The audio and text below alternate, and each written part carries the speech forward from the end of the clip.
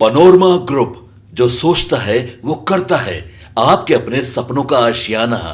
नमस्कार, मैं अंकित और आप देख रहे हैं सिटी पोस्ट लाइव। नीट छात्रा की संदिग्ध मौत और कथित रेप मामले में आज का दिन बेहद अहम और तनावपूर्ण रहा। शुक्रवार को पीड़ित छात्रा के परिजनों को बिहार के डीजीपी ने अपने सरकारी आवास पर मुलाकात के लिए बुलाया था। इस बैठक में एसआईटी की टीम और वरिष्ठ पुलिस अधिकारी भी मौजूद थे। लेकिन इस मुलाकात के बाद जो तस्वीर सामने आई, उसने कई गंभीर सवाल खड़े कर दिए। डीजीपी से मुलाकात के बाद छात्रा का परिवार बेहद गुस्से में नजर आया और आवास से बाहर निकलते ही उन्होंने पुलिस और प्रशासन पर गंभीर आरोप लगाए। छात्रा के भाई ने कहा कि मीटिंग के दौरान उनकी मां से यह कहने की कोशिश की गई कि मान लीजिए यह आत्महत्या का मामला है और छात्रा के साथ रेप नहीं हुआ है। परिवार का आरोप है कि जांच को एक दिशा में मोड़ने का दबाव बनाया जा रहा है। छात्रा की मां ने बेहद भावुक और आक्रोशित लहजे में कहा कि उनकी बेटी को कोई न्याय नहीं दिलवा पा रहा है। उन्होंने सीधे तौर पर पुलिस अधिकारियों पर आरोप लगाते हुए कहा कि डीएसपी और एसपी तक बिक चुके हैं।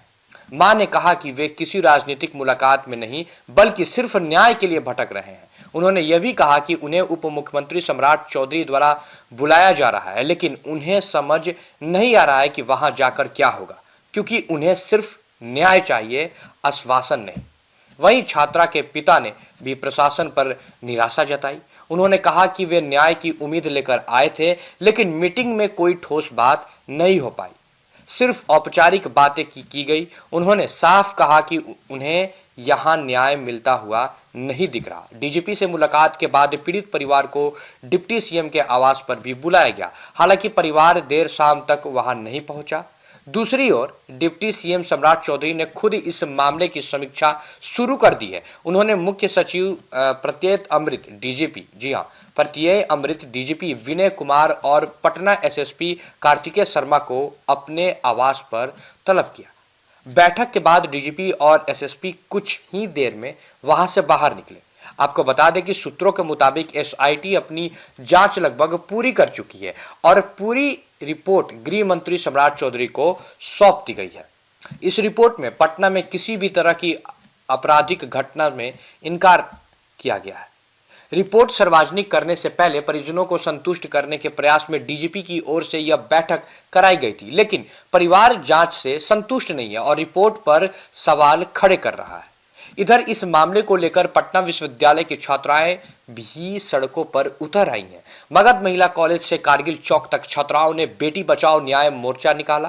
प्रदर्शन के दौरान छात्राओं ने मांग की कि इस पूरे मामले की सीबीआई जांच कराई जाए और बेटियां की सुरक्षा सुनिश्चित की जाए। जो बेटियां की सुरक्षा है उसे सुनिश्चित कराई जाए। जांच से जुड़ी बड़ी अपडेट है कि छात्रा के मोबाइल फोन का डेटा रिकवर कर लिया गया है। जी हां, और उसे ऑनलाइज किया गया है और देखा जा रहा है कि क्या है उसके अंदर, उसको एनालाइजिंग किया जा रहा है लगातार। एसआईटी को स्नैपचैट से भी कुछ अहम सुराग मिले हैं। जी हां, अब जांच एजेंसियां की नजर 3 संदिग्धों पर है, आपको बता दें, और आज शाम तक डीएनए सैंपल की जो है वो रिपोर्ट आने की संभावना बताई जा रही है। जो डीएनए की रिपोर्ट है, अब तक इस मामले में 25 लोगों के डीएनए सैंपल लिए जा चुके हैं, जिनमें हॉस्टल से जुड़े लोग, छात्रा के संपर्क में रहने वाले, अस्पताल ले जाने में मदद करने वाले लोग और यहां तक कि हॉस्टल संचालक के बेटे का सैंपल भी शामिल है। एफएसएफएल जांच में छात्रा के कपड़ों में समर्पण मिलने के बाद डीएनए मिलान इस केस की सबसे अहम कड़ी बनी गई है और इसे बनाया गया है।